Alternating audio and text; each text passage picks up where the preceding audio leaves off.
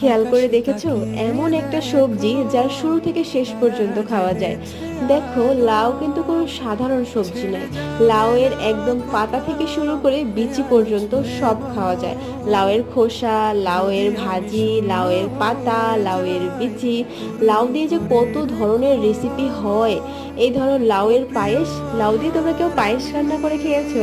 আমার কাছে কিন্তু ভীষণ ভালো লাগে।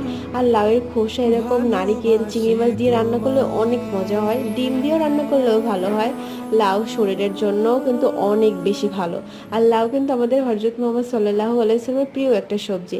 আজকে আমি লাউয়ের খোসা রান্না করেছি একদম সহজে, খুব মজা করে। খেয়াল করে দেখেছো, এমন একটা সবজি যার শুরু থেকে শেষ পর্যন্ত খাওয়া যায়।